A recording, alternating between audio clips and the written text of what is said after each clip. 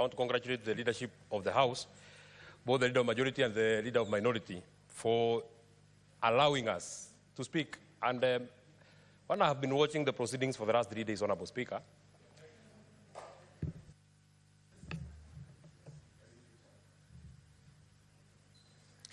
when I've been watching the proceedings of this House, Honorable Speaker, I am happy that we are now speaking a conversation, and we have been told to speak from our hearts, so that we can be able to dissect, we can be able to look at the issues that have been raised by not only the Gen Zs, but the people of Kenya. Honorable Speaker, allow me to start by condoling with the families of the 41 who lost their lives, Honorable Speaker. As it has been said by my colleagues, I also want to reiterate, it had not have to end this way. It does not have to cost the lives of people so that voices can be heard. We need not to take it literally. When many people say that the tree of freedom is watered by blood, we do not have to take it literally. That people have to die, people have to go to hospitals so that some of the issues that they are raising are heard, Honorable Speaker. So I ask for quick recovery for those in hospital. And as a House and as Parliament, we would want to say that we have heard your voices. Honorable Speaker, many people, and I have heard even some of my colleagues here saying that, you know, when we were Gen Zs, this is what we used to do. It is fair to set records straight. Gen Z is a generation. You, Honorable Speaker, have never been a Gen Z and shall never be, because you are not in that particular bracket of a generation. You have to have been born between a certain time, Honorable Speaker, for you to be a Gen Z, Honorable Speaker. So it is the Gen Zs and the people of Kenya who actually have raised very pertinent issues that we must listen to. One of the issues that we have that has come out very, very clearly for the last 2 weeks in the conversation that we have in the country, Honorable Speaker, is the issue of corruption. Is the issue of corruption, Honorable Speaker. And when we speak about corruption, it is something that must prick our conscience. I am deeply, deeply, deeply disappointed. But the body that has been charged with corruption, the EACC, is now throwing words to this Honorable House, Honorable Speaker. And in my opinion, Honorable Speaker, the weak link in our fight against corruption is the EACC. Honorable Speaker, if there is a body that I would call vestigial, it is there, but of no known utility, Honorable Speaker, it will be the EACC, Honorable Speaker. This House, this particular House, Honorable Speaker, has taken a specific number of 146 files to the EACC. Nothing has been done by the EACC that they can come and show us as a report from Honorable Speaker. If, Honorable Speaker, EACC wants to throw barbs at this House has an impeccable record. This House has successfully impeached 5 governors. Can we be shown by the EACC one elected leader that I have ever prosecuted, and that person is serving jail, Honorable Speaker? Can we be shown just one person, not 2 people? At least this House has a record. We have impeached. Some have been returned by courts. It's okay. But we have a record. We have prosecuted here in this House, Honorable Speaker. The Public Accounts Committee of this House has given the EACC some cases that are open and shut. You do not require to be a rocket scientist, Honorable Speaker, to act on some of the issues, Honorable Speaker. And I want to just give one demonstration. With tremendous respect, the Senator for Nyamira, Senior Counsel Okongo Eric Omogeni. Honorable Speaker, last week, and members of the Public Accounts Committee are here, the Governor for Nyamira appeared before us.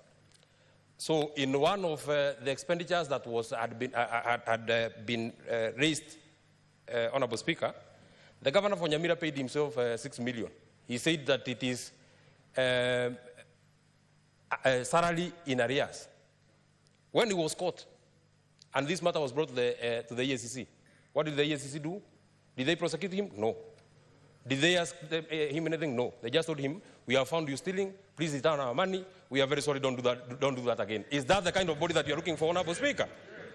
Is that the kind of body that can come and try to lecture this kind of House, Honorable Speaker? Honorable Speaker, we, the people of Nyandarua, have written to the EACC of a matter that is of the insurance of the members of staff of the Nyandarua County government. Honorable Speaker, the county executive sat at 9 in the morning. They approved that a contract be entered with a certain insurance firm, Honorable Speaker. The same day, that contract was entered. So then EACC wants to tell us that they require five years to look at a matter that, or to look at a crime that was committed in 3 hours.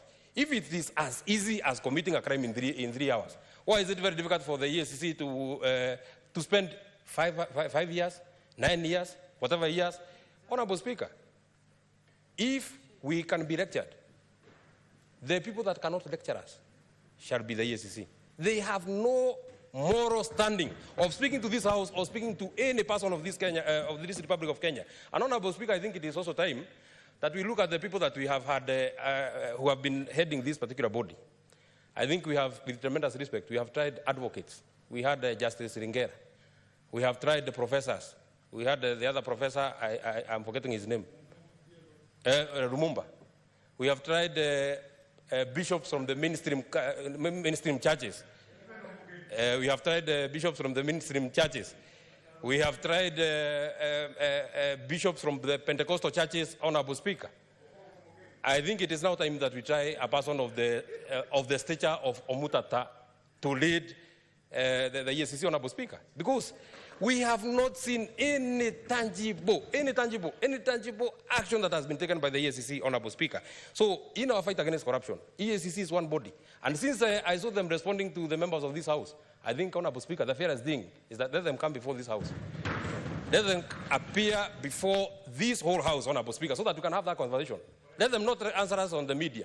They have been trying to sensationalize and sponsor fake and uninformed propaganda that this House has passed a law on the conflict of interest. That is why the EACC is not working. Honorable Speaker, if an agency, in fact, this is what the agencies are saying, if an agency of government can lie, and the people that are supposed to look and chase the liars, why do we need that agency?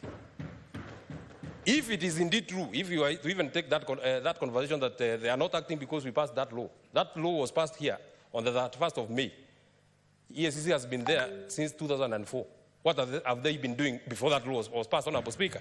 And I dare say, and my colleagues will bear me witness, there is no law that we have mutilated that have allowed any senator of this House or any public servant to do business with government. There is no law that we have. If anything, we have actually, and we shall demonstrate, because that shall come as a substantive motion, Honorable Speaker. If anything, we have strengthened, and I would dare say that because I've never done business in my own capacity or even my own family with government, and none of the members of this House would have that kind of intention. So it is not time to apportion blames by anybody. The second body that I feel is the weak link in our fight against corruption, Honorable Speaker, it will be the ODPP. And that's another notorious body, Honorable Speaker. Honorable Speaker, in the case of Nyamira, and allow me to use Nyamira again, 2 people found themselves in the payroll of the Nyamira County government. They were paid a total of 800,000, Honorable Speaker. So when the matter came into the public foray through the area senator and the other people who are charged with oversight the county assembly, the county secretary wrote and said, these people are not our employees. The county public service board wrote and said, these people are not our employees. The payroll manager wrote and said, these people are not our employees. So then there was a case. When the matter was taken to court, Honorable Speaker, I am not an advocate. I am not a lawyer. I have no background in law. But there is something that they said was called no prosecute. If that was the word, Honorable. Non prosecute, if that is the word, Honorable Speaker. And they have no intention of taking these 2 people to court, Honorable Speaker. So what becomes of the money that has been stolen of the people of Nyamira?